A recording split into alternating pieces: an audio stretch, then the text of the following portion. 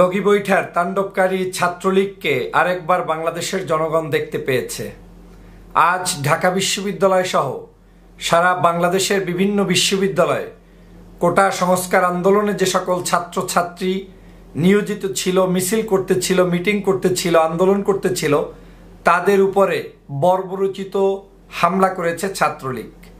শুধু ছাত্রলীগই এই হামলা করে নাই, আবার দেখলাম আমরা সেই পুলিশের হেলমেট লীগ বিশ্ববিদ্যালয় ক্যাম্পাসগুলোতে ঢুকে বিশ্ববিদ্যালয়কে কলঙ্কিত করেছে, বিশ্ববিদ্যালয়ের ক্যাম্পাসগুলোকে রক্তাক্ত করেছে। আপনারা জানেন, ভাড়া করা টোকাইদেরকে ডেকে এনে তারপরে আমাদের বাংলাদেশের ছাত্র আন্দোলনে যারা সম্পৃক্ত সেইখানে যে সকল ছাত্রী বোনেরা রয়েছেন তাদের উপরে আক্রমণ পর্যন্ত করতে একটু দ্বিধাবোধ করে নাই এই ফ্যাসিবাদী হাসিনার দালাল বাহিনী।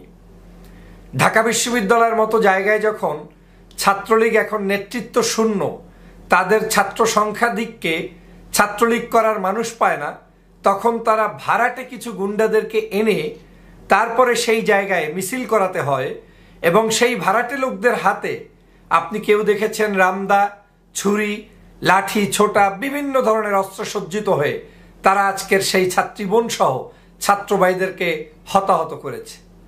এখন পর্যন্ত যে সকল নিউজ এসেছে, বিভিন্ন জায়গায় আমাদের এই ছাত্র আন্দোলনে যারা সম্পৃক্ত রয়েছে, অধিকারের জন্য যারা লড়াই করেছে, তাদের মধ্যে প্রায় 200-র অধিক মানুষকে এখন পর্যন্ত ওরা হসপিটালে পাঠিয়েছে এবং তারা অনেকেই ঝুঁকিপূর্ণ অবস্থায় দিনাতিপাত করছে।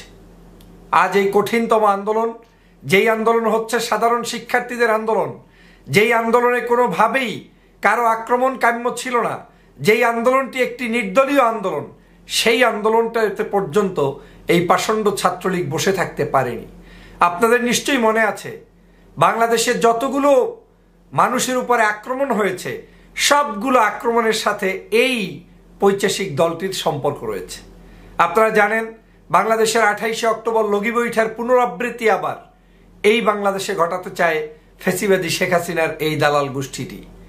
সরাসরি সরকারের তত্ত্বাবধানে, সরাসরি শেখ হাসিনার নির্দেশনায়, সরাসরি শিক্ষামন্ত্রীর নির্দেশনায়, সরাসরি তথ্য প্রতিমন্ত্রীর নির্দেশনায়, সরাসরি স্বরাষ্ট্রমন্ত্রী পররাষ্ট্রমন্ত্রীর নির্দেশনায় আজ এই হামলা হচ্ছে।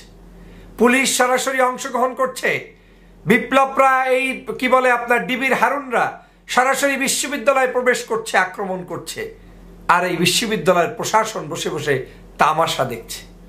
আমার এই সোনার ছেলেদেরকে আজকে যারা রক্তাক্ত করেছে, যারা তাদের জীবনকে বিপন্ন করছে, তাদেরকে বাংলাদেশের জনগণের কাছে জবাব দিতেই হবে। আজ শেখ হাসিনা সকালবেলা উঠেই মিথ্যা ইতিহাস চর্চা শুরু করে দিয়েছেন রোকেয়া বিশ্ববিদ্যালয়কে, মানে রোকেয়া হলে যারা আজকের মিছিল করেছে গতকালকে, কে তুমি কে আমি, রাজাকার রাজাকার, কে বলেছে স্বৈরাচার স্বৈরাচার, এই মিছিলকে বিকৃত করে শেখ হাসিনা উপস্থাপন করতে গিয়ে স্বাধীনতার ইতিহাসকে পর্যন্ত মিথ্যাচার করেছে। আজ এই অবস্থার মধ্যে বাংলাদেশের ছাত্ররা তাদের অধিকারের জন্য লড়াই করছে। সমগ্র রাষ্ট্র ব্যবস্থাটাই যখন আজকের গরমিলভাবে চলছে, যখন সমস্ত রাষ্ট্রযন্ত্র এই ছাত্রদের বিরুদ্ধে আজকের লাঠিছোটা নিয়ে ঝাঁপিয়ে পড়ছে, তখন বাংলার সমগ্র মানুষকে ঐক্যবদ্ধ হয়ে তাদের পাশে দাঁড়াতে হবে। আমি অবাক হয়েছি যে বিশ্ববিদ্যালয়ের শিক্ষার্থীদেরকে মারার জন্য টোকাই ভাড়া করতে হয়। এর চেয়ে লজ্জার, এর চেয়ে অপমানের আর কি থাকতে পারে আপনার কাছে বলেন? সমস্ত জায়গাটা রক্তাক্ত করা হয়েছে, এমন কোনো জায়গা নেই যেখানে রক্তাক্ত হয়নি। ঢাকা বিশ্ববিদ্যালয়, রাজশাহী বিশ্ববিদ্যালয়, চট্টগ্রাম বিশ্ববিদ্যালয়, ইসলামী বিশ্ববিদ্যালয়, কুষ্টিয়া বিশ্ববিদ্যালয়, জগন্নাথ বিশ্ববিদ্যালয়, সব বিশ্ববিদ্যালয়গুলোকে, জাহাঙ্গীরনগর বিশ্ববিদ্যালয় সহ সব জায়গায় আজকে তারা কলঙ্কিত করেছে, আজকে তারা রক্তাক্ত করেছে।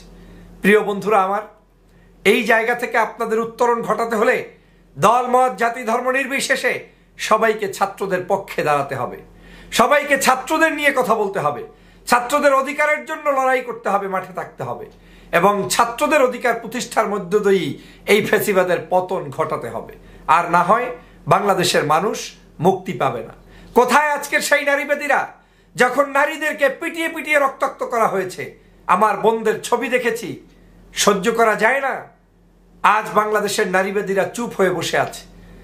সমগ্র জায়গায় একটা সন্ত্রাসী কর্মকাণ্ড পরিচালিত করেছে এই ফ্যাসিবাদের ছাত্রলীগ, আর তারা আবার নাকি এই শিক্ষার্থীদের মেধার মূল্যায়ন করবে।